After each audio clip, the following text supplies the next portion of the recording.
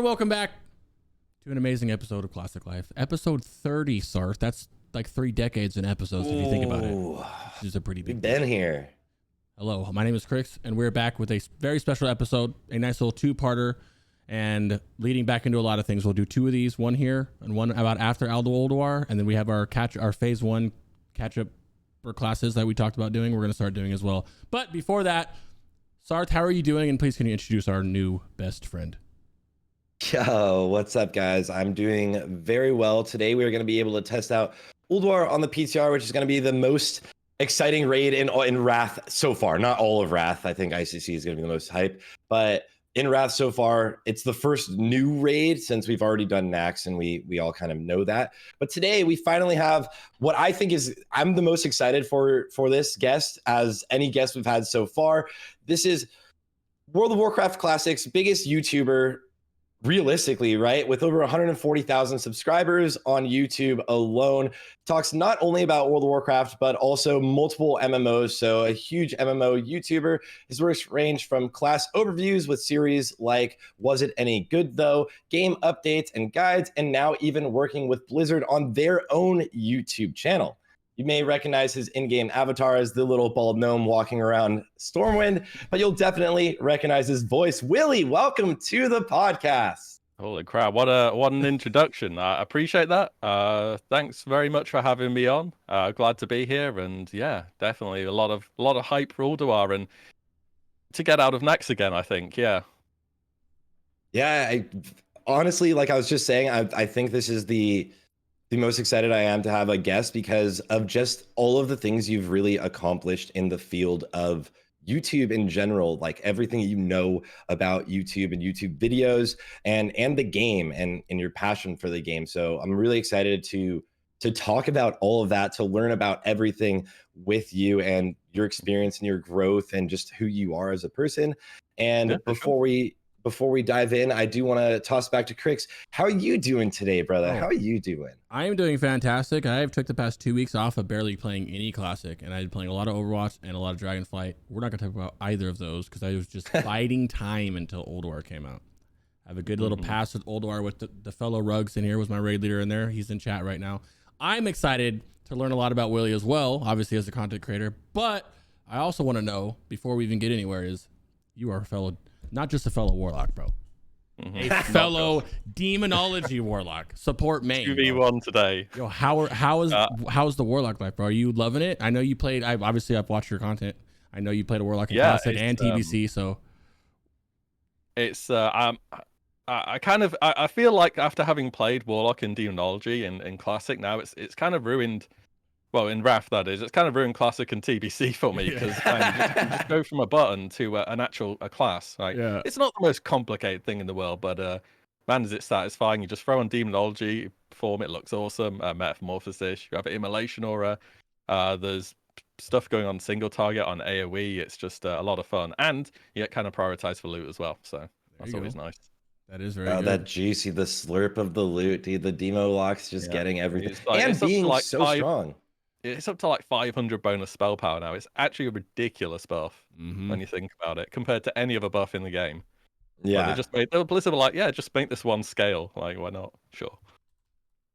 Just give them all of the loot, and they're just like so strong. And they're actually traditionally what you thought about a demo lock was like they were the weaker version than Affliction. But what we've seen on logs and stuff is like they're very close and incredibly even maybe stronger or just as strong, where you bring multiple of them to speedrun. So it's like demo locks are insane right now.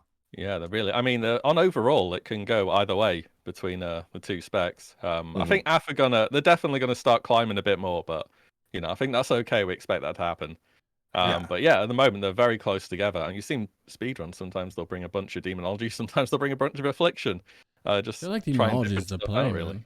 I feel like demonology in the right hand does a lot of overall damage, but you have to really min max it. I mean, you got to really try to get it right if you want to keep up with like even the hunters now. Our hunters last night with this little volley thing, holy crap! He beat me by like a little bit, bro, but it was like holy crap! It was so much damage. And so if you want to keep up with them and the DKs just devouring everything, you got to really try, man. You got to min max your metas and all that, and it's a lot of fun. And I'm very excited for Ulduar. I've done Nax as AF and Demo, and Ulduar as AF and Demo. And I personally I like Affliction more than Demo, but I'm excited to play both. I'm gonna go in as AF first and then Demo. Yeah, I've got the chance to play Affliction. Yeah, I've just always been the guy playing Demo. But yeah, it'd be fun to give it a go some night. But you do need someone doing that Demo role. It's like kind of required at the same time. Yeah. Oh yeah.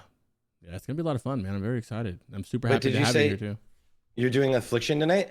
I'm doing Affliction first and then Demo. Yeah, I'm doing both. And Willie? If I'm on, I'll do Demo, but I don't know. It's mid-light releases are kind of rough for me, but I think the guild's going over the weekend as well, so I'm going to be testing it whilst it's open though. There you go. But maybe not when it opens tonight for me. Yeah. Well, it should be fun. You did mention that did you play Demo Lock at the very beginning of Classic? Is what you said, and I'm very curious because I want to know about your journey with Classic, deciding to become a content creator. And really, like, honestly, you started, at least from when I think a lot of the world really saw a lot of your videos, was starting off with the Was It Any Good Though? That series that just was phenomenal. Yeah, right. I mean, aside from the whole like Ulduar and Wrath thing, it's definitely been a bit of a journey to actually carrying on with the YouTube thing, and as it was, because at the start I was kind of just working a job where I didn't really have anything to do all day, which, you know, sounds good and stuff, but I got kind of bored, and I heard about Classic coming out, and I thought to myself, if I'm going to have a go at doing, you know, anything online, YouTube, streaming, whatever it may be, this is the time to do it. You know, I've played this game since it came out back in the day, and I'll have a go at it. And yeah, it took a few different video ideas, but those ones really picked off. There wasn't any good videos, and then I've just sort of stuck at it, I guess. Yeah. Did you find, like, before that, were you paying attention with, like, obviously what was going well and what wasn't? How did you think that, like, that formula was, like, perfect for you at that time? Well, I'd done a few videos prior. None of them really got many views, and I think one of the traps a lot of people can do when they're trying to start off on YouTube, it's because they have something they want to say, but if no one knows you, it's hard to care about what you have to say. It sounds kind of harsh, but yeah, no one cares about an opinion of someone they don't know at the end of the day. And so I think a lot of people start off with sort of highly opinionated videos about stuff, but they're not searchable. No one is going to look for that, and if someone sees it, very few people are going to click on it. So it's a case of trying to find something that I thought I could make a good video about and good content, and people would want to watch. And so I thought, you know, classes in the game, that seems like a good thing to try. Yeah, it was great. Did you have experience? I'm curious, did you have experience, like, playing private servers before then, or was it all just, like, from memory and research too? Yeah, I've never played a private server all the way through, ever. I just played it back in the day, and I wrote those videos at work. I didn't have anything to do, and no one was like, they didn't really seem to care what I did either. So I wrote them all at work. But I pretty much just had endless amounts of time to research stuff. I go through old databases, I go through patch notes. Obviously, have been a huge amount of vanilla private servers which have existed, which, you know, certainly helps.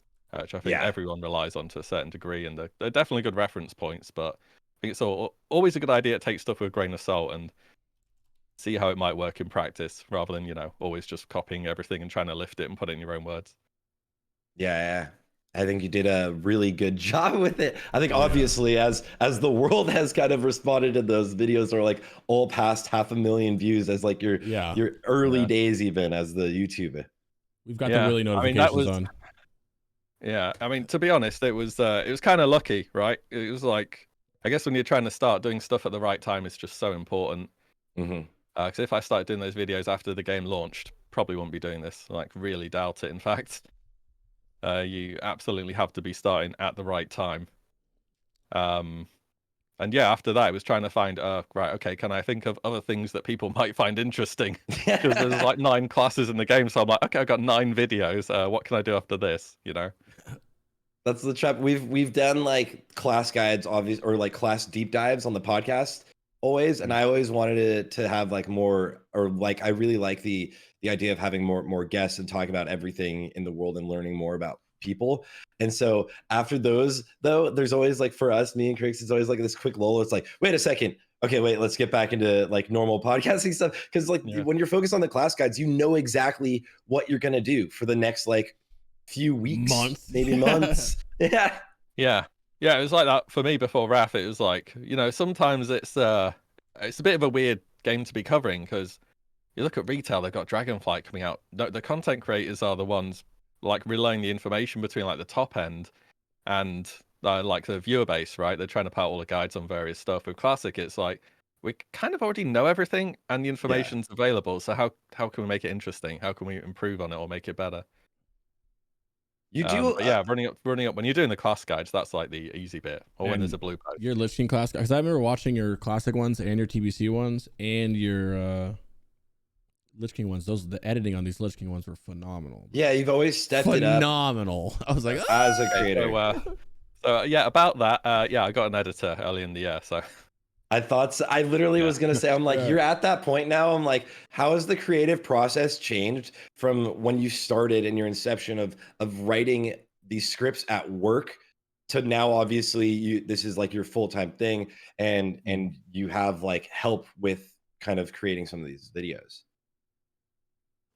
Oh, sorry. What do you mean? So like how does the kind of inception of a video, like the whole process of making a video now, how does that really change for you, and like thinking of the idea and everything to like filming, writing, and obviously I guess you now have an editor, right? Yeah. I guess it hasn't changed too much. When I first started, I would I'd have all day to make the videos. I remember I did the entire Priest video for Was It Any Good in a single day at work. Because I'd sort of gotten used to the format on them, and I'd like write in red what I wanted to be happening on screen during each individual bit. And then after that, it was kind of, I just taught myself how to do everything really, in terms of editing and so on and so forth. But other than that, the creative process, obviously, there's a lot more organization in the background, stuff like, I don't know, trying to improve on thumbnails. I don't know, some people might think they get a bit clickbaity, but I don't know, whatever works That's at what the end of the day. Everybody says when they go watch a video. They do. I feel like they say it just to say it. Well, you have the haters go there and be like, downvote, clickbait. Yeah. It could be the exact same thing on there. They'll still say clickbait. Yeah. But yeah, I still write every single one of my videos. I think for me personally, because I don't stream, I just do the YouTube side of thing that I need to really focus on making them as good as they can be. Yeah. So you script all? Do you script all yours? Yeah, every single one. So I think now I've written more words about Classic WoW than the Lord of the Rings trilogy. Yeah, definitely. Oh my god. Total. Well, yeah, those class guides I've done just just off mine. The like 45-minute class guides. I script those. Those take /played like 4 or 5 days to do, and I'm not as good as you, obviously. So and you did it for 9 class. I can imagine how much writing you actually had to do with those. That's a lot of typing. It's a lot. Some of the videos, they're like, I think some of the longest ones, they've been up to nearly 30,000 words, which is like dissertation. Yeah, which I hope that you're typing and you're not actually writing now, right? Like, oh yeah. Yeah, I'm not sitting there with my little pen writing it down. I could see Willie with a typewriter just sitting there. Damn it! My typewriter, my little monocle, tapping away. But no, yeah, I've always done that, and then I'll go and record it, and then I'll do some stuff after the recording to try and make it sound better. And since I've got an editor to help out, it's obviously they're better than editing at me, better than editing that I am. Got that right. We can edit that. Yeah. Well, it's one or the other. Yeah, and they're really good at what they do, so that obviously improves the quality of the videos a lot. And then I can spend more time doing the things which I think I'm good at, which is the writing and researching stuff. And so I've dipped more into that, and I haven't. Yeah, I mean, obviously I edited all the videos prior, so I would be able to do it, but it'd be a noticeable drop in quality. So just curious, what does your editor do? You do your scripting, you record it, and then you just shoot it to him with your ideas, or do you actually give him all the B-roll and the clips? Sometimes, yeah, it depends what kind of video it is. If it's something where I'm talking about stuff which I've recorded, I'll send it to him. Otherwise, when I'm scripting, I include loads of reference material. So like web articles, if I'm referring to Warcraft logs, the pages that I'm referencing. It's literally like doing a dissertation or writing something for an essay. You reference something if you say it, kind of thing, and I just include those references. So when he's going through, he can pick that out and then do a recording of it and include that. Other than that, it's just yeah, him knowing how to make stuff look good. Yeah, and doing a phenomenal job. It's crazy because then you go to like some other YouTubes, let's just say like me even, and it's just me talking and ranting. Or like Crix's are fully scripted. Actually, one Jerome recently has been making really good, really well edited amazing videos. Mm. But even then, it's I think your editor has been just on another level, which has been helps just continue the growth of the brand and the YouTube channel.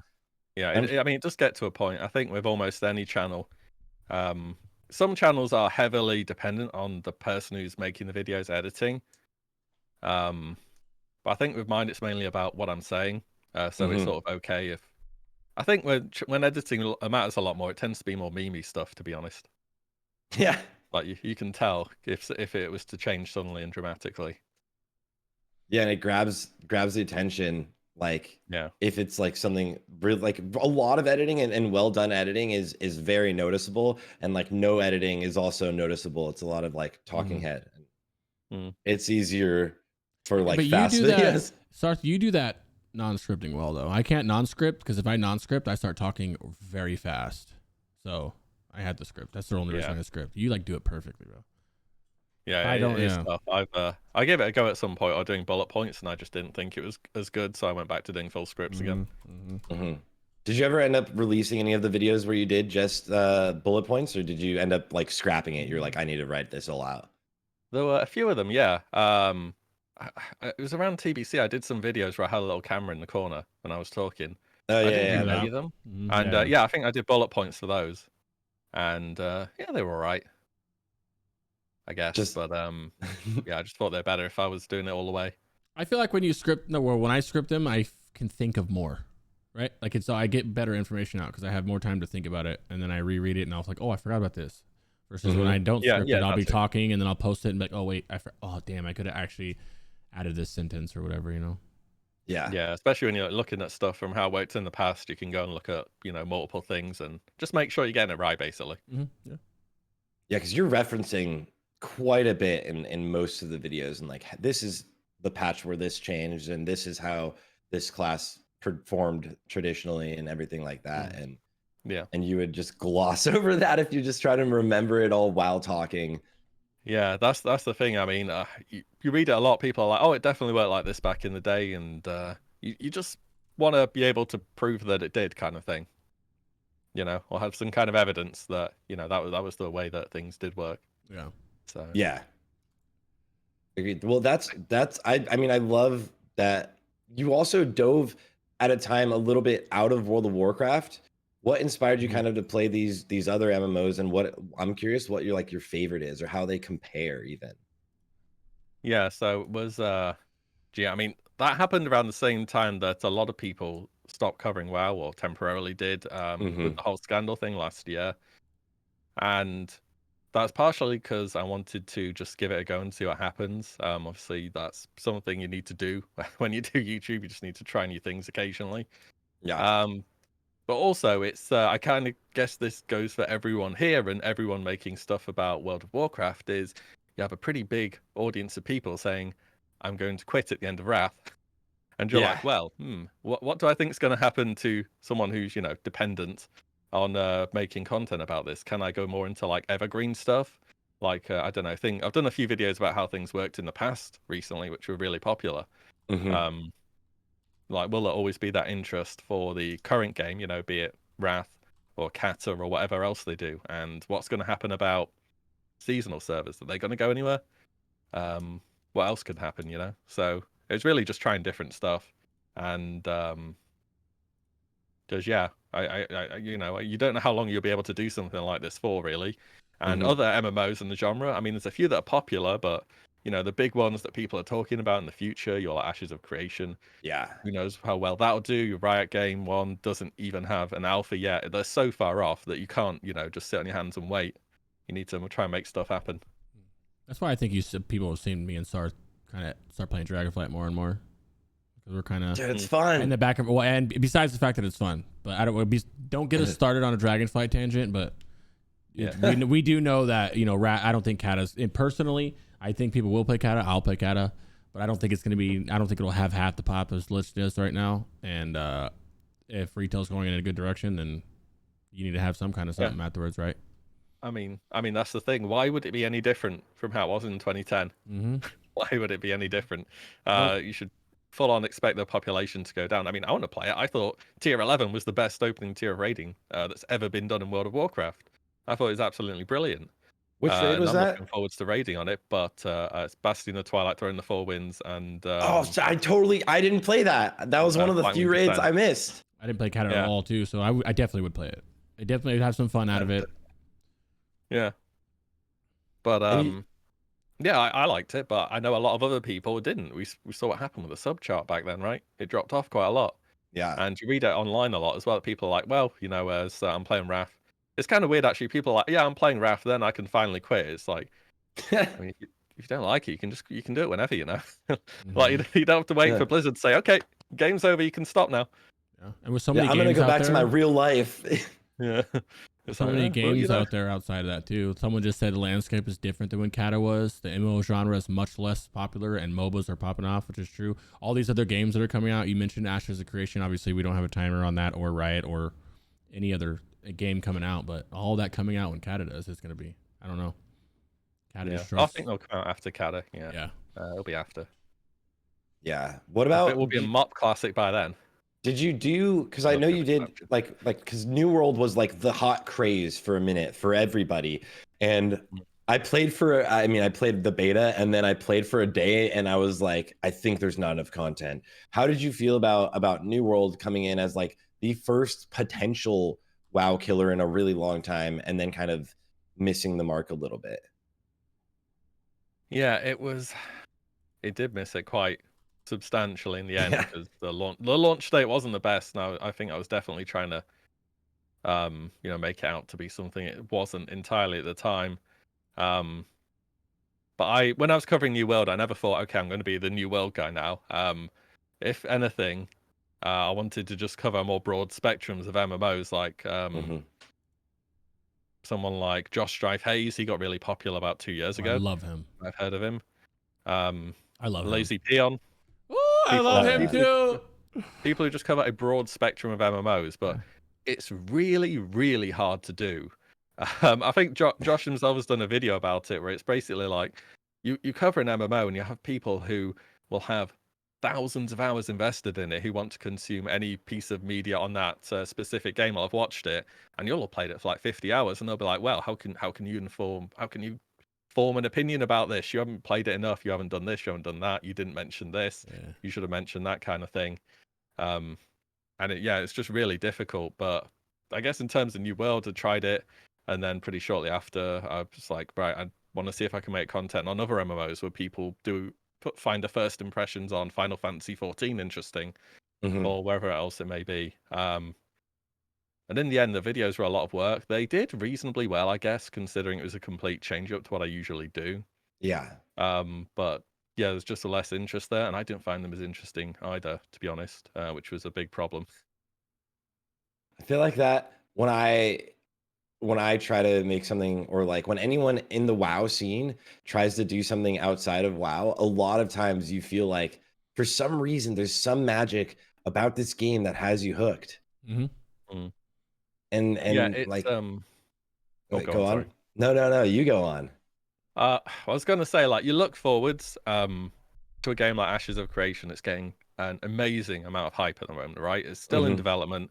Alpha 2 coming at some point. I've been watching it. Like, I'm going to make videos about it. I can tell you right now. Yeah. Of course I am. Like, I'm really interested about it. I watch the streams at the end of the month and everything. But even if it's good, it's not going to have that staying power that WoW does. When WoW came out as an MMO in 2004, so it has all of this history and this story behind it when people played it when they were younger. So it's got like I don't know, it's sort of ingrained in people's life, I guess, or it's been part of it for longer. So whatever happens, people can feel as though they can keep coming back to it, and that they can always, I don't know, find something new or remember something that they used to have. And that's just not going to be the case with new games, because there's just the initial interest, and that's it. There's nothing to go back to in the past.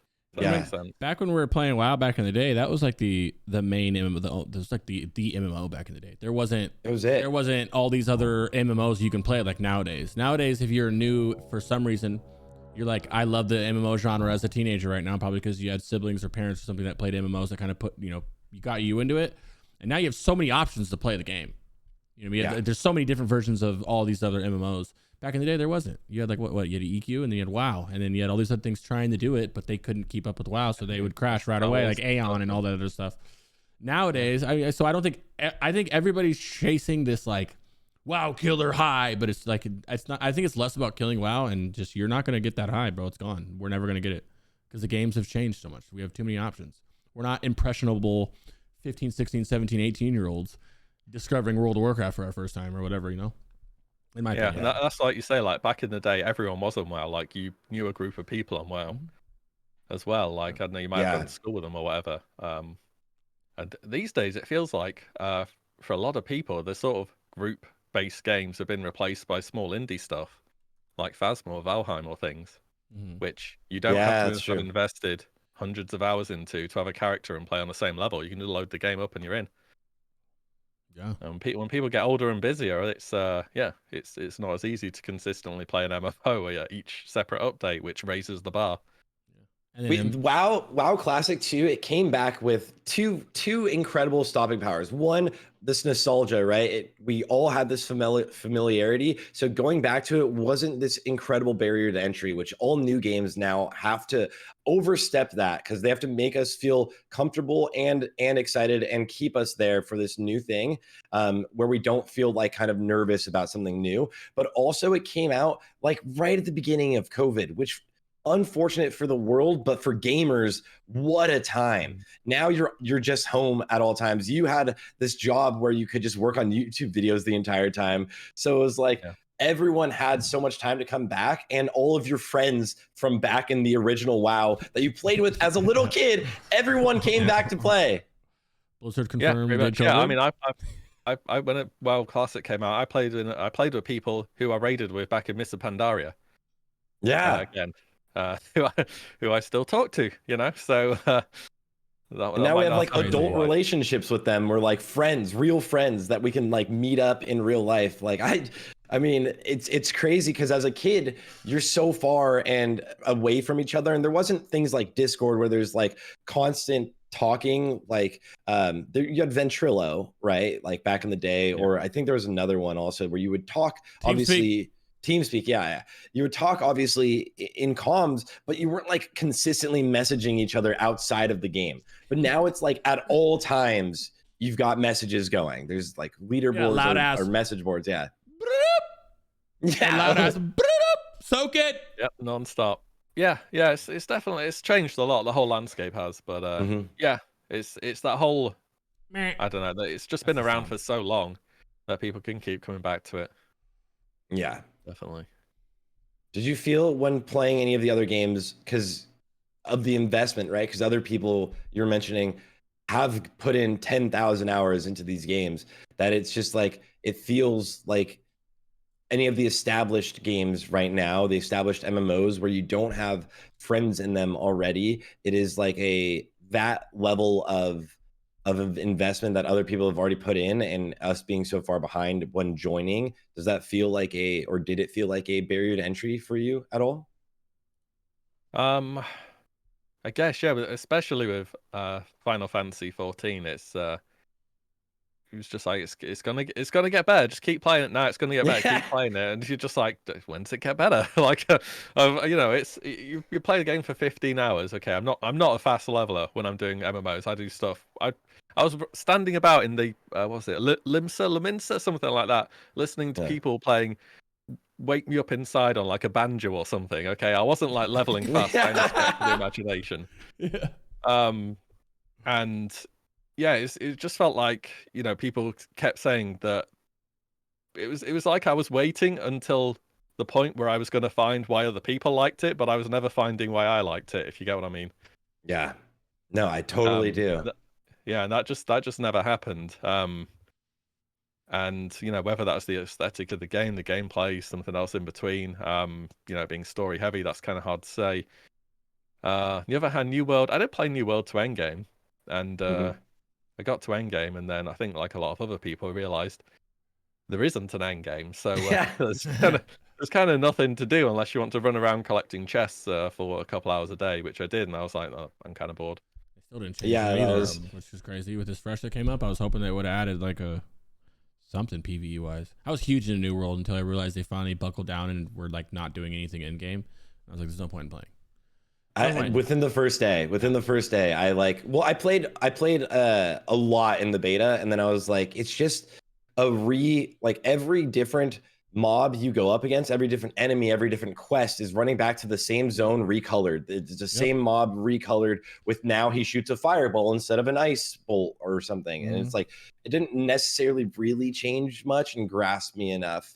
And I was, to be honest, a doomer on launch because I just kept saying if they didn't add a bunch of things between this most recent beta, even not even the closed beta, and launch, it's DOA, and it had a massive launch. Amazon, of course, it's going Yeah. to. Amazon. Yeah. I don't think it was going to be a Twitch wild drops, killer anyway, too. though. To be honest, I don't know who was calling that.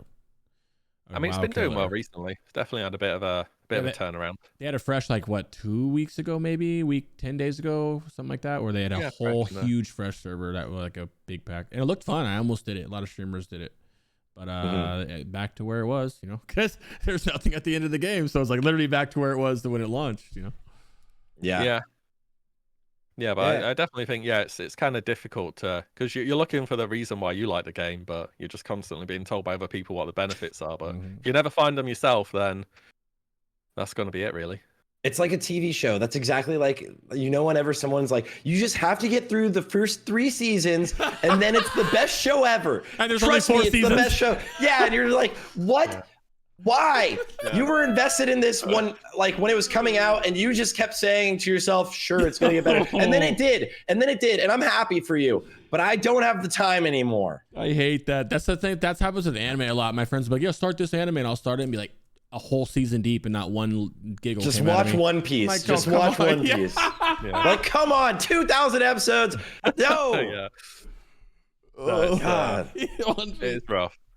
And you know the thing as well, especially with MMOs, they take so much time to play. I remember I'd play like 15 or 20 hours of Final Fantasy 14. I thought if this was a single player game, I could be done by now.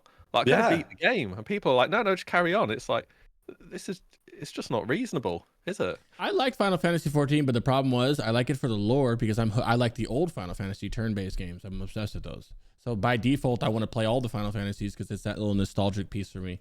And then I go play it, and I want to go to the story because that's what Final Fantasy is about. To me, is a story. But then it's literally nonstop reading, bro. It's literally nonstop reading, and it's not even voice acted the whole time. So you actually have to physically read it the whole time. And then you're in a conundrum because you're streaming. It's like they just want to see the game. But then, like, you can't sit there and read it all. Read? Yeah, bro, what? You better say it's that expensive of a game. You better fucking speak to me. You know what I mean? Don't worry, because the later versions, they had it all voice acted. You just didn't get there. You had to put in 72 hours. You were almost there. Hey, that's that. Go 3 seasons, you'll get interested thing right there. Yeah. Not to excessively brag on Final Fantasy 14 or anything, it's fine if you do like it. But yeah, that was just one example for me of I just didn't get it personally. I think it's fun in game. I made it in game. I like the raids are fun. It is fun. It's just a little like leveling, and the Palace of the Dead thing is pretty cool. They have this like catch up mechanic for ulti. Yeah, I got really excited for it, and then like it's the thing is, so like with World of Warcraft, we have like these lulls, right? We'll have these lulls at the end of the phase for like 2 months for most people, for most players.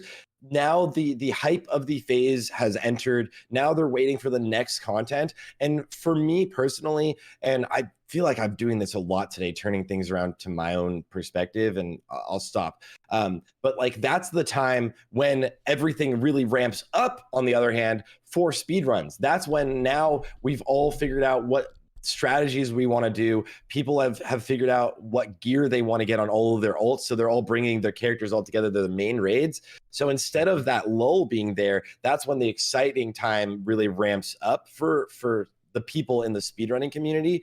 But I'm curious, like Willie, for you in your journey with Wrath, or even with like TBC on towards Wrath and stuff, like do you ever have any of those lulls, or how's that for you? Like when when things aren't so fresh, what gets you excited about the game?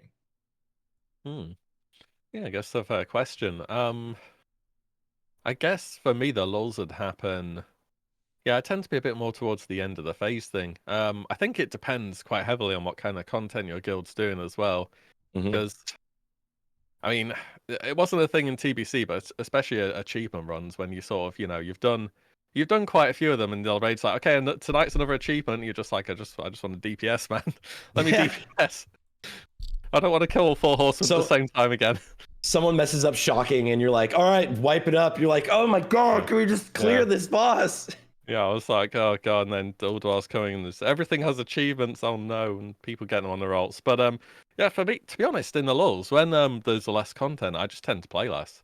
If I'm honest, I Yeah. think that's okay. One of the I mean, it'll be interesting if we end up talking about Dragonfly, but one of the interesting things about Classic is it tends to be when you've done everything you want to do, there's not sort of anything which is mandating you to log in today and, do your daily things, Yeah. which has been a constant criticism on retail for a long time now.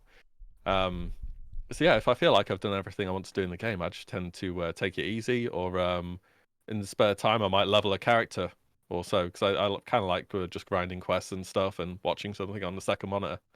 Yeah. What about you, Crix? What do you do during the lulls at the end of the phase? Now you're getting into speedrunning, but before. I play other games. I've always done that. Even before Classic, I was playing retail, and after we get CE, I would go just kind of screw off for like a month and play like PoE or another MMO. Now that I stream, it's kind of like in TBC, I didn't do anything because of the whole viewer thing. Now I kind of don't care, and I just play whatever. Now I missed a lot of games during TBC, so now I'm playing like for this example of Dead Phase 1. I have 3 alts that are 3 characters raid logging in Lich King, and then I play Dragonflight and Overwatch on the side right now. And then say TOGC's out and it's the end of it, and we have a month lull, I'll just play whatever's coming out there.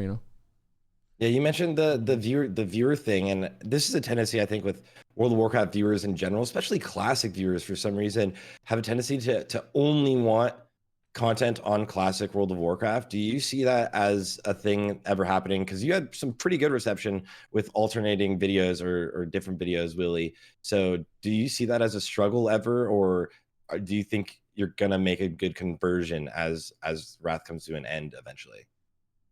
Well, for me personally, I think I'm in a good position in terms of the content that I do for the subject that I do it. I'm just gonna say I've done it for like 3 years or something. I've been consistent at it all the way through. So I sort of want to be in a position where, if somebody was thinking about the game, even though the player base was lower, they may see what I have to put out. So hopefully I'll be able to continue putting stuff out on this subject. And I think at this point, if I was really trying to do something else, which was not related to MMOs, it'd be on a different channel. If it was related to MMOs, I'd probably put it on the current channel, but I don't really see anything consistent happening until like beta of Ashes of Creation. Yeah. Or But Riot, whenever that is. do you feel like any sort of I guess is like any sort of fear of viewership whenever you put out something not related to World of Warcraft, or is you've seen pretty good reception so far? Because your videos are just like you're phenomenal at getting people excited about something. I gotta say, you're really well Just done. random stuff, like random subjects, I guess. Yeah. Yeah. I guess, yeah. It's sort of been just solid Wrath stuff for quite a while now. But even videos about Wrath, I tend to have an idea which ones will do better than others, but at the same time I try and upload like twice a week. Yeah. So you're always sort of on the hunt for like what's a good subject, what's no one else done, what might people find interesting.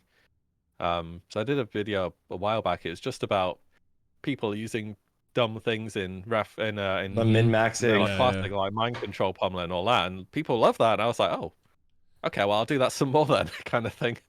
Just do more of that kind of stuff. But yeah, it's even within the WoW stuff, sometimes I think, okay, this might not do so well. This might do better.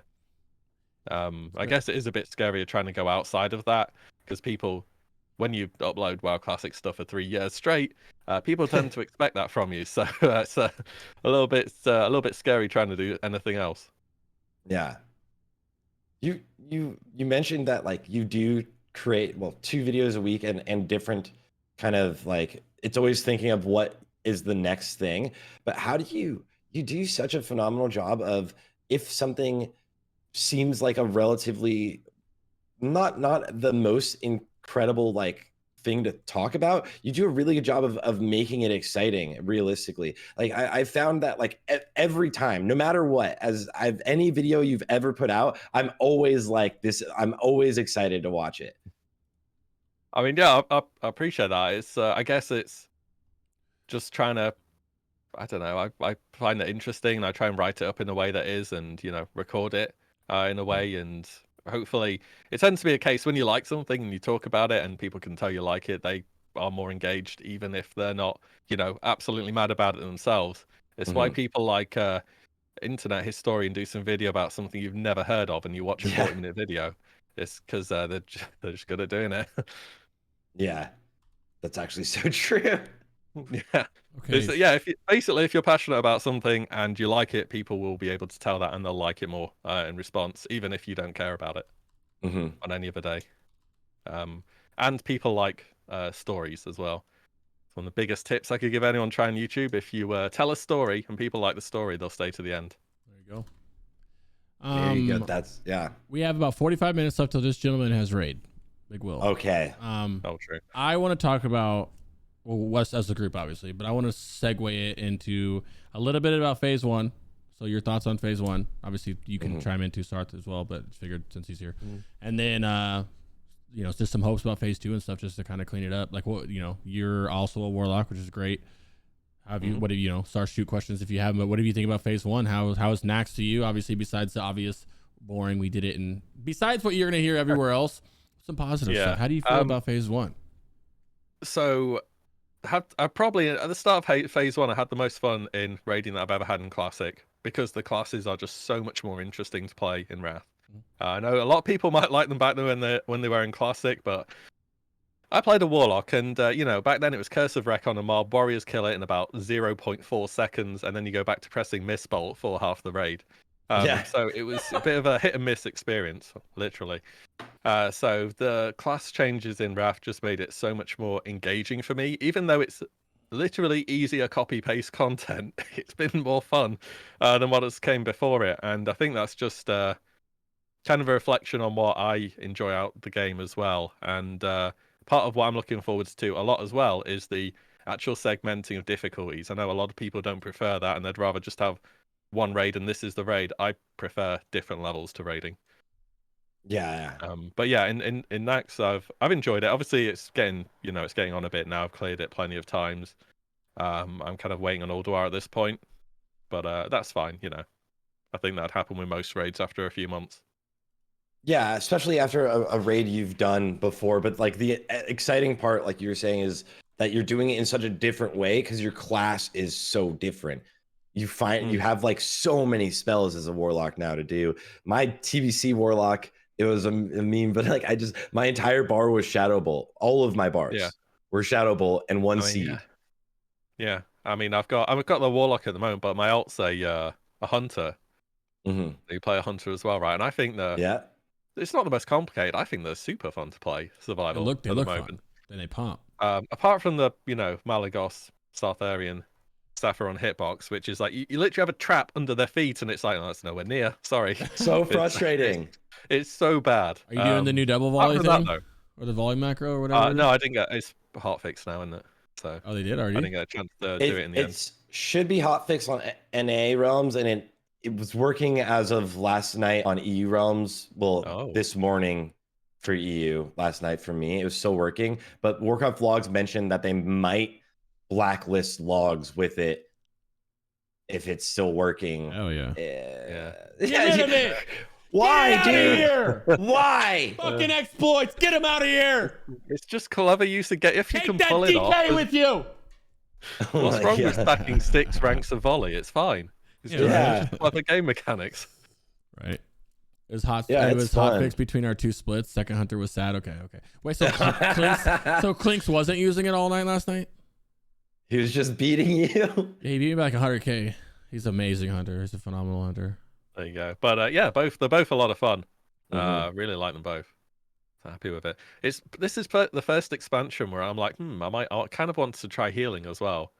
Because Really, yeah. originally back in Classic, I had a Holy Paladin in Vanilla, and I quit it by the second phase. I was like, I'm not doing this anymore. Like, I can't do this. I love healing. And 2 abilities, Flash and Holy Light. yeah, Are you gonna play Paladin? Okay, here's your Flash of Light rank 7. Enjoy. Okay, that's like the experience. And I mean, they were good, obviously, but what would you play? they weren't the most Paladin? engaging. Huh? What would you play for healer then? What are you thinking? I mean, it has to be Disc or Holy Pally, because other healers get pushed out. Sorry to say, it is what it is. If you're pushing healer, I've done heroic back in MOP and Mythic raiding. The first thing that goes when you're trying to improve performance is always the healers. Yep. So you want to be the best healer because you can't get replaced. Yeah. True. So yeah, it'd only be ever one of those two. And there's the Disc, who's the GM, so he's not about to go. So yeah, it'd have to be Holy Pally. So actually, you could have my spot. Like 3 of those as well. So yeah, I'm not about to start healing anytime soon in practice. But yeah, I think it's starting to look more interesting, this expansion, and that's definitely coming off the back of how few healers can we raid with. And I think it will continue to get a lot more interesting as we go on. You know, people even now are doing speedruns with like 2 healers, right? 2 heals, yeah. Or sometimes double Holy Paladin, but right now the fastest is Holy Paladin Disc. Yeah. Yeah, I mean, those 2 are just like you can't go wrong. You just can't go wrong. But yeah, they cover all bases. Yeah, healing starting to look more interesting. It is because it's also something that like I've never done too, and right now it's like that's actually a good time. It's Crix has a priest, and he's playing Shadow right now mostly, right? But it's still like, yeah, healing is really intricate right now.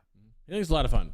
I mean, healed forever but it's just boring to watch in terms of stream. So when I decided to stream, I stopped playing the priest and went with the warlock kind of because it made sense. Yeah, that's fair. That's fair. A lot of fun though. I love it. I love keeping the bars full. That's how my OCD works. Just keep bars full when it means health up. You know. Did you ever think about doing the streaming route, Willie? Because I feel like obviously with doing just YouTube, you have the time to put in this phenomenal and make phenomenal content, and streaming obviously takes a lot of time. Did you ever think about it?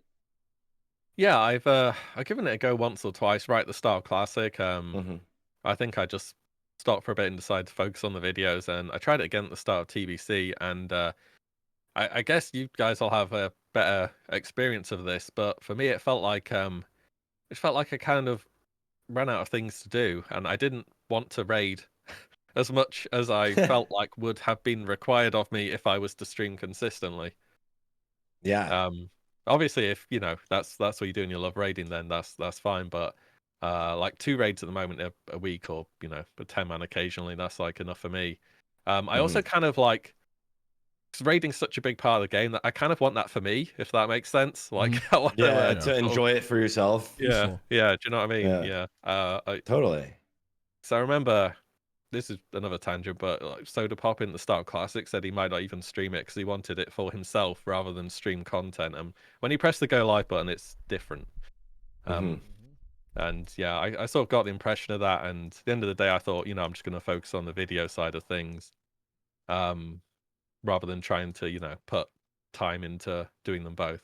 Because I'd have ended up doing a lot of variety stuff if I was streaming, like for sure. But yeah, it's hard to say how well that would have gone. I mean, it was.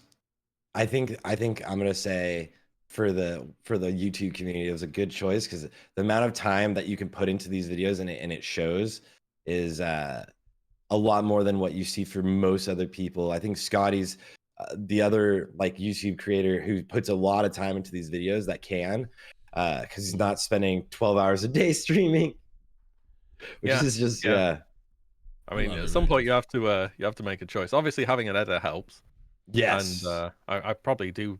Realistically, I would have enough time to turn a stream on, but I kind of want it to be consistent. If I was going to do it, I wouldn't just be, I'm just going to do it one day and see what happens. I'll be like, okay, I'm going to do it for this long and see what happens. And I'm just not really at that point right now. Yeah. Yeah. And then, well, we've got Ulduar coming up, right? Today, literally today for PTR. What are you excited for about this raid? You made a video yesterday. It was yesterday. I watched it Yeah, yesterday. Yeah, we just So watched it on stream. Yeah, good video. By the way. yeah. It's like, what's the big deal? You know, why is it that whenever people talk about World of Warcraft raiding, they're like, Ulduar's right up here. yeah. Like, why is it so good? For me, there's a lot to look forward to because it'll be the first time I've done it properly. But Mhm. I want to see how it defies people's expectations. Obviously, in Classic, we have a lot of alternative servers where people have done this content quite a few times. So that they'll be Yeah. going to that thinking, okay, this boss does this.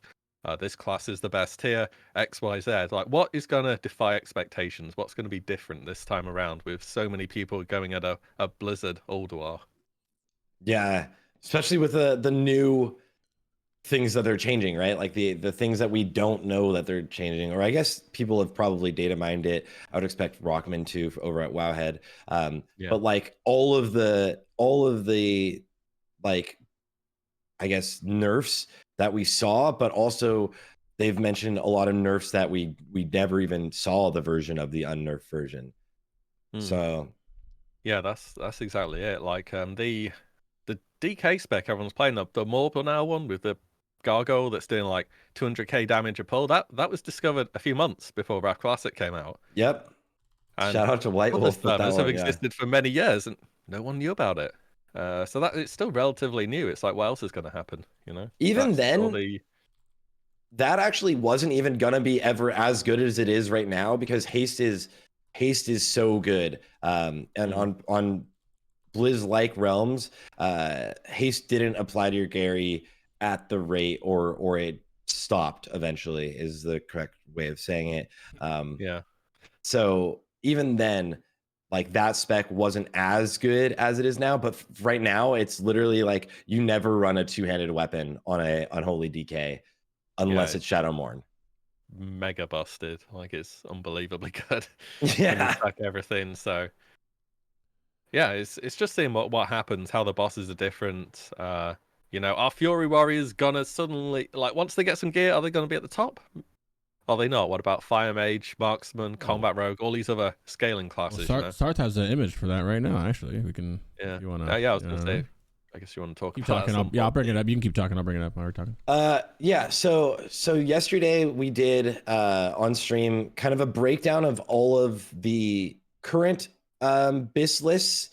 Like, so what's currently simming as the highest, testing everything out for all of the classes and using WoWSim's GitHub and showing what fights look like on a 3-minute single target, right? So Unholy Decay is leagues ahead still right now on a 3-minute single target, but none of the very, very, very few of the fights, sorry, in Ulduar are this sort of a situation. So you have to take everything with a massive grain of salt. Is that very few of the fights are going to be like a scripted 3-minute single target fight where you would bloodlust the ideal time early or late. Fury Warriors, though, you can see them like kind of lower there, but they're actually very, very close. Yeah. And Fight Club has got them to around 9,500, from what I understand, DPS on that 3-minute single target. I believe that means they're not sundering, but it still puts them as a lot stronger. And there's a lot of fights where we get things like cleave, we get things like haste buffs, we get like all of these buffs or other situations in Ulduar where I really think we're never going to see like we see right now. There is like a king, right, which is Unholy DKs. Unless we Yeah. can cheese mechanics, we're not right now going to see a king. Everyone's going to see like slightly differences between the different fights. And Warcraft Logs just came out with like some of their rules for parsing this morning. And one of them is like Kologarn, where not Kologarn, oh my gosh, the fire guy, where you get the haste buff, like 100% haste buff. They said that Unholy DKs can't, like your log, your parse will be invalidated if you use your 100% haste buff to snapshot a Gary, which means if you do on like a speed run, you're gonna do that anyways because you don't care about your parse in a speed run. But like it would have caused some ridiculous damage. 100% haste to your gargoyle. Not everybody can get it too, so I think it's the fact that it wouldn't be fair. Yeah. That's why they're not doing it. It Yeah, wouldn't be fair if they got like it. throws you in the pot, right? And then Yeah, when you come out, you get exactly. It would be like Fire Mages on Chromagus back in Classic when they get the God pull. Yes, yeah, where you just do that. It's like insane fire, fire, damage. fire, fire. And here's that And then too, is what you were focus a huge talking about. ignite.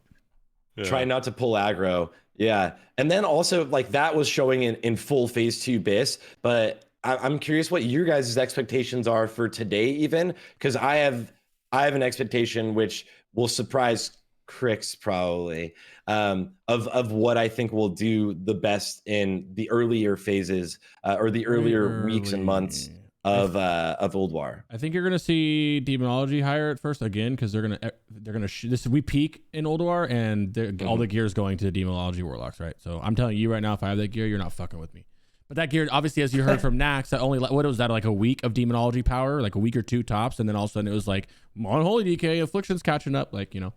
So I think demonology by itself, and also as well, I can't say that because affliction in a nutshell is like more complex to play than like whatever. But I guess the people going in their PTR who are actually playing affliction, this is like a wonderland for affliction, for warlocks in general. This is an affliction warlock wonderland. So I'm trying really hard not to be biased here and tell you that warlocks and DKs are going to dominate, but warlocks and DKs I think are going to dominate. But I do want to say that if you look at this, I know you see it going down, like if you see Fury down here, but look how close everything is. Like obviously it's DK, insanely close. You can see the numbers. DK on is the kind of left. stupid up here, okay? But other than that, like you really like everything is much closer than it seems. And this Fury Warrior, this Boomy, this Pharaoh, this Fire Mage, they could be all the way up here. You know what I mean? This is just, I am very skeptical with all the sim stuff. We know this because you know what I mean. But you kind of can't. This is a single target 3 minutes fight. This is what you're gonna get if everybody's playing 100% correctly. But guess what? People aren't going to be doing playing 100% correctly.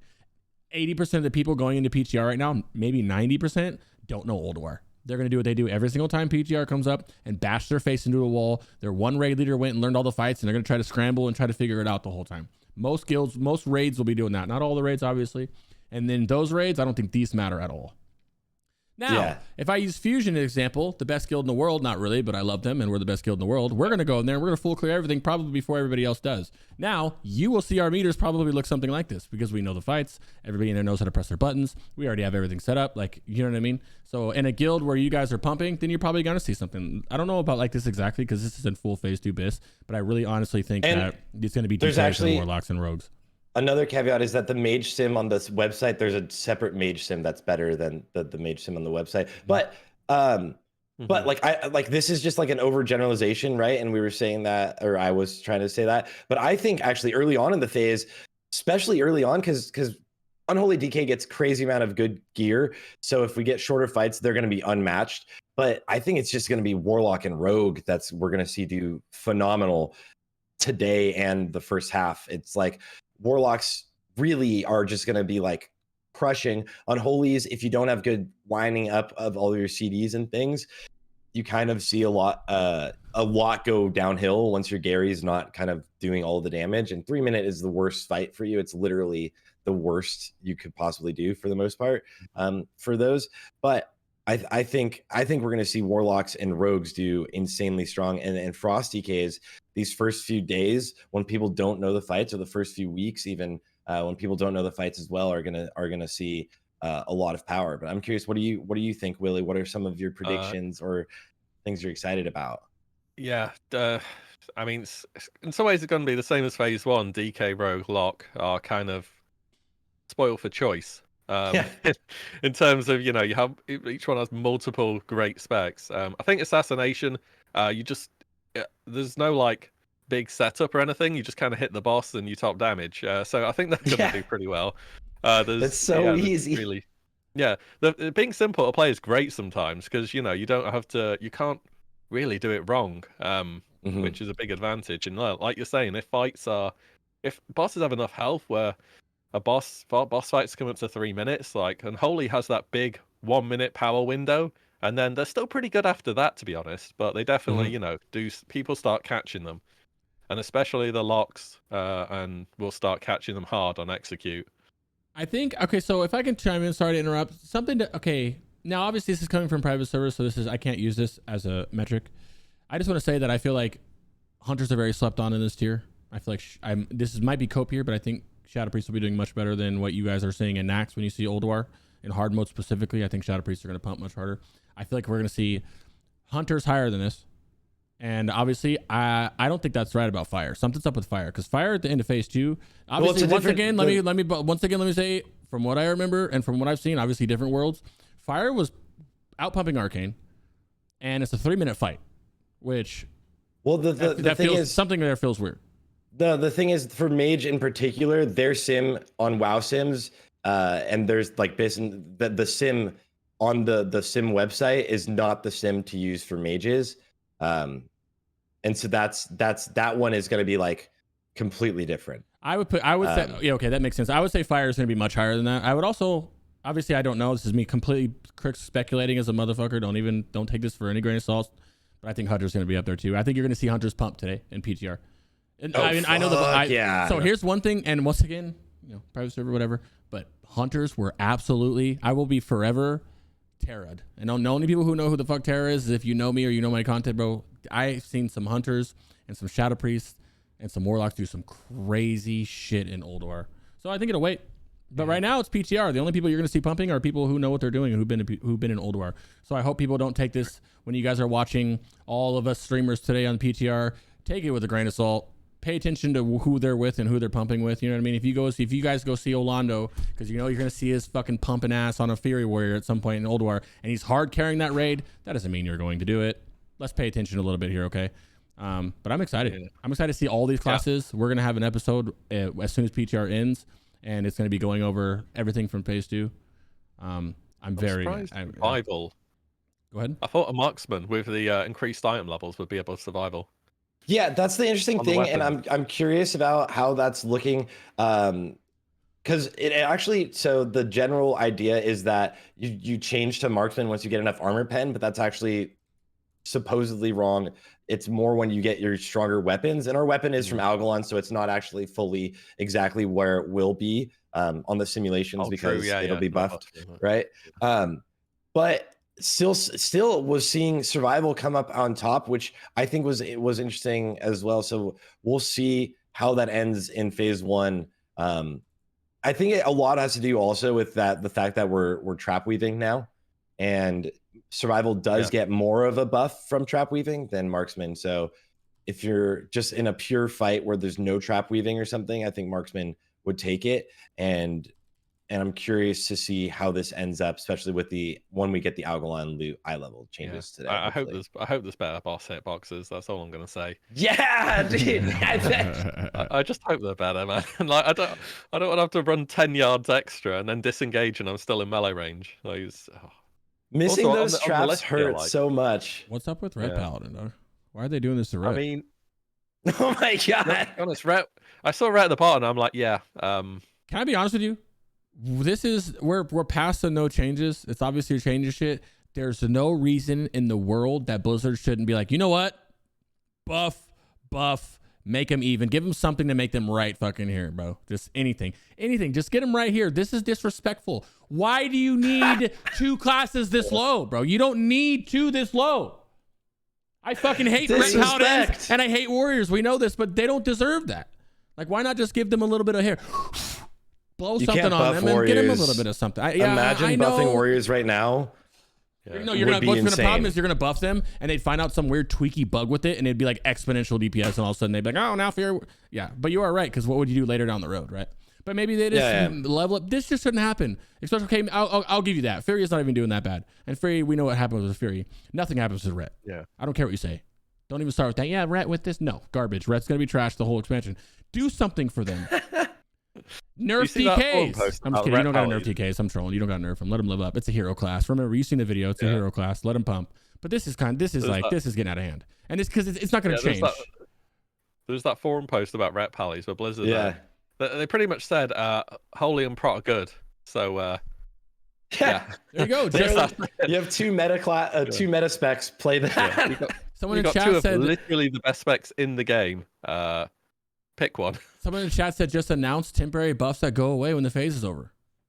Anything. I don't know enough to tell you what it could be, but it's something only that doesn't help Holy Paladins, that doesn't help Prot Paladins. It needs to be Ret specific and just anything that can just give them a little bit of Warriors, you're fucked. Just play Fury or something. I don't know. What is it? Make Divine Storm do holy damage again. Something. It could be anything, dude. It could be any. Get Zerine in here real quick. I'm down. what? Or do we get him for the next one? Let's get him for the next one. Give him the next one. Yeah. Because this is ending Why soon. Boomy that low as well. Like, how are Boomy that far down? I swear they're pretty good at It's but look at the damage number. It's literally within like what the number one is way ahead, right? Unholy is way ahead, and the everyone above 10,000 is like kind of shining. Everything from survival, well, even enhance and above, and combat's gonna be pretty close. According to Simon Sim, combat's gonna be really close as well. But like all of that's really close. It's not like Boomy's actually below, and Boomy with good RNG, the highest skills are gonna be doing really well. I think. I think 3-minute fight and simulations on Patchwork is going to be interesting because Boomies are also going to be able to like Starfall everything that's around them. You're going to be doing a ton of damage.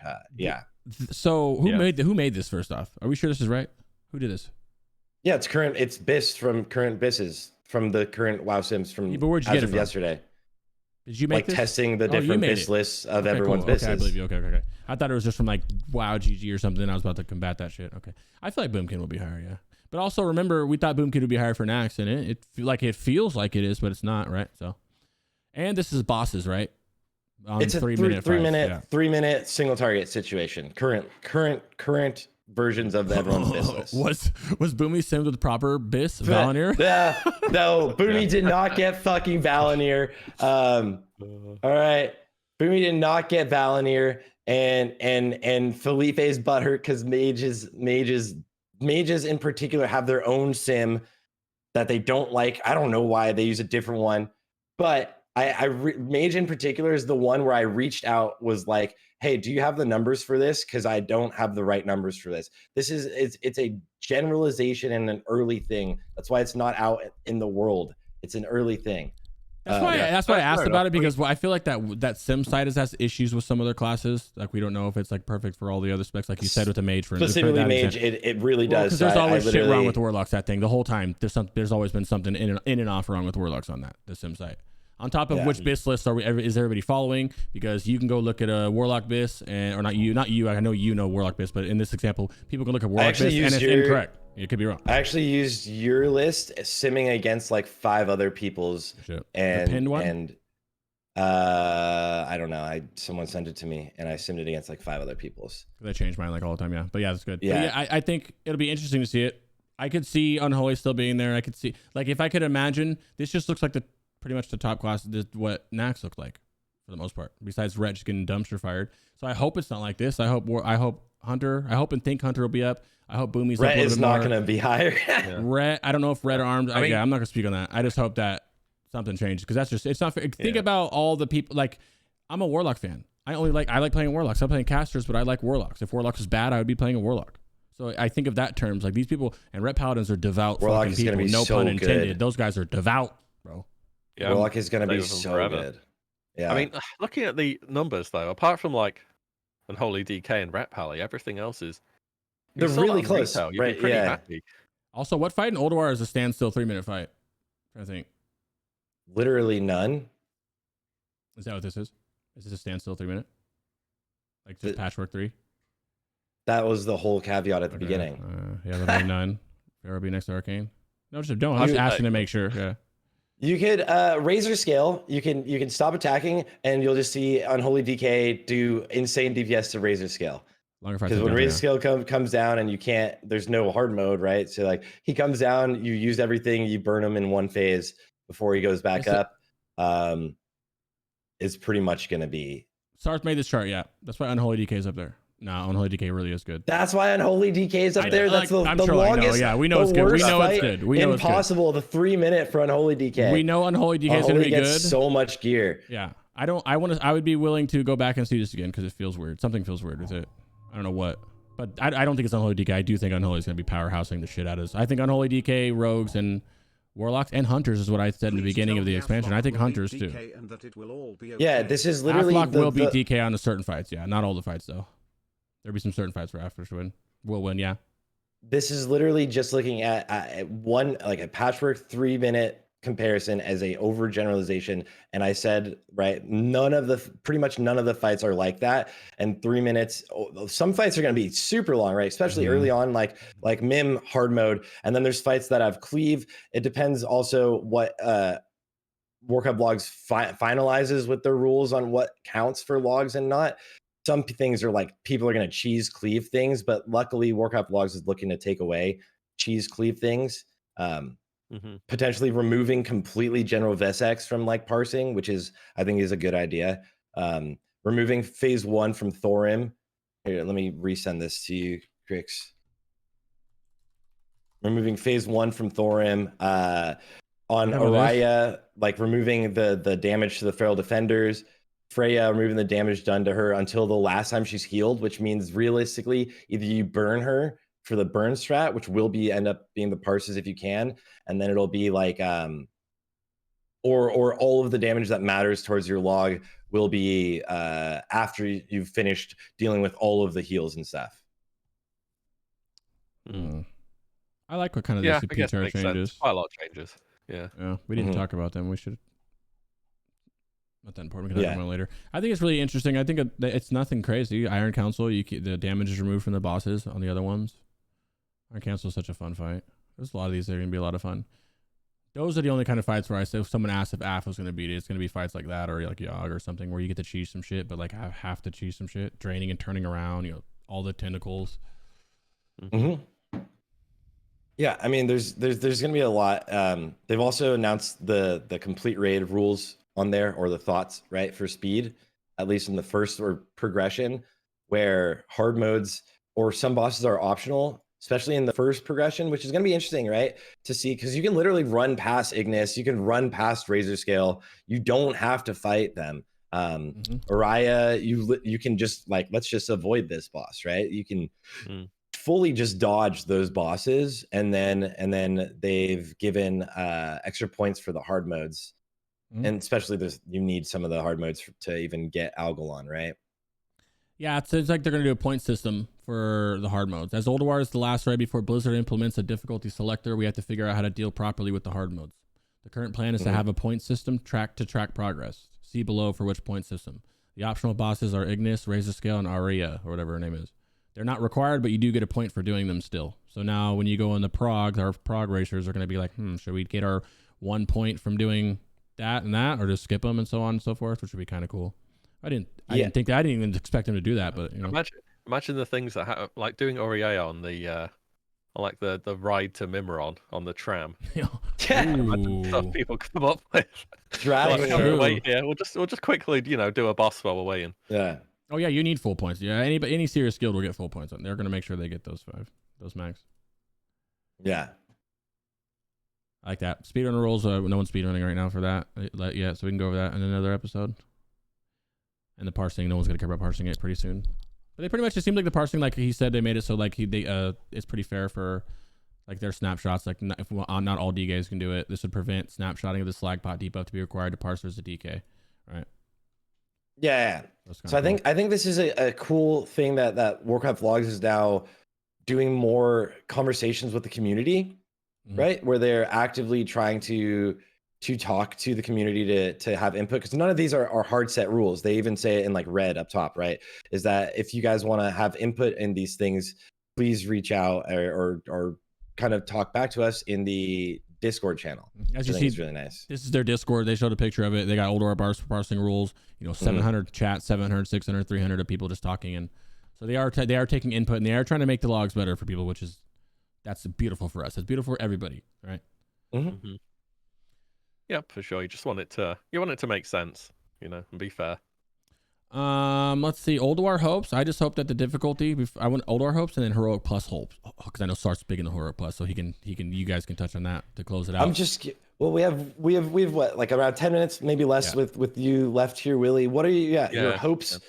Your hopes for Ulduar and your hopes for the rest of Wrath of the Lich King and Heroic Plus. And Heroic Plus. That's a bunch. I mean, okay, first of all, I'd like them to at least have a look at doing other stuff pre-nerf before it's post-nerf. I think that was a good decision in TBC. Person in charge of it did, a good job with it, and you can always make something easier, but you can't release it easier and then make it harder. I guess that's never been done. Yes. So, it would be good to look at pre-nerf going forwards as sort of a baseline. You can always nerf stuff ahead of the patch coming out, like they did with Tier 5, because people needed to attune back then. For Ulduar, yeah, I'm just excited to see what the changes are, how it sort of defies expectations in terms of what people are used to it being from previous experiences compared to what Blizzard will do. So hopefully, people who are new to Ulduar get a fun experience, and people who have done it, dozens of times also get to, try something new and have a slightly different experience. So yeah, I hope it's good for both camps of people.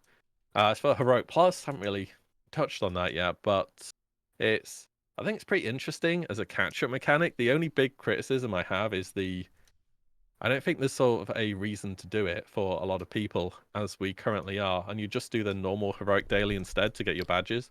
Yeah. I don't know about the bag giving 3 badges. People are just going to reserve it, or you'll do it with a guild and it'll go to the person who's like the tank or whatever, if you want to gear them first.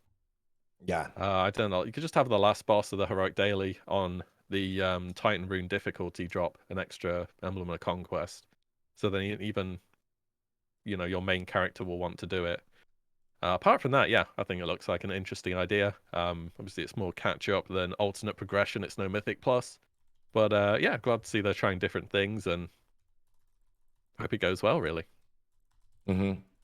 Yeah, I think me and a lot of the community were hoping for like a Mythic Plus type thing, but it is just going to be more of a catch-up thing, which is gearing alts. Yeah.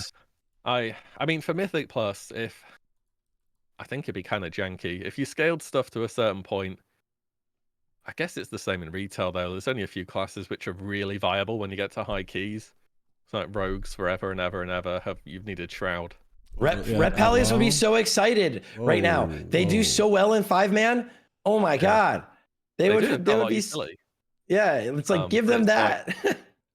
It's like, what if you're playing, I don't know, an elemental shaman, and there's an ability that one-shots you. What's your defensive cooldown? A totem grounding. Boom. You don't have one. Elemental shaman? That's a bit of a problem. I guess it's the same in retail, but like in retail, everyone, you know what it's like. Everyone has an interrupt. Everyone has defensive. Everyone has offensive, and we're getting there in Wrath, but we're not all the way there. There are some classes which just can't really do everything themselves. Yeah, and I think that would get exposed hard by a Mythic Plus system. If you did challenge mode, though, you can tailor that a bit more. But then, like, how do you reward challenge mode? And it's like a one-time thing as well, so it's not got that same repeatable gameplay. Yeah. Challenge modes, though, were a really exciting thing, and like that cosmetic and like getting a title or a mount. Yeah, the Paladin. There's a lot there, but that is that is nice. That is a nice set, but obviously, we don't have transmog yet, so we can't do that, can we? Yeah. I wish they would put transmog in. Let me say something about Heroic Plus.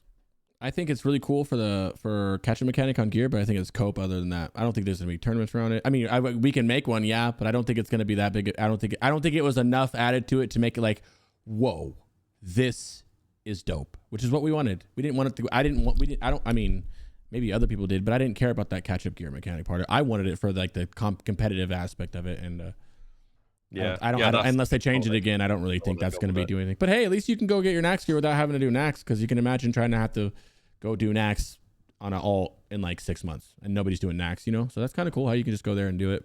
So, next is Titan Rune Daily. Surge Needle reserved, of course. There you go. Yeah. Them doing that is better than them doing nothing. At the same time, I don't want to disregard or whatever the word is for Heroic Plus. I think it's amazing that they did do that, and I am glad they did that. It's a really good way to get gear, like I said.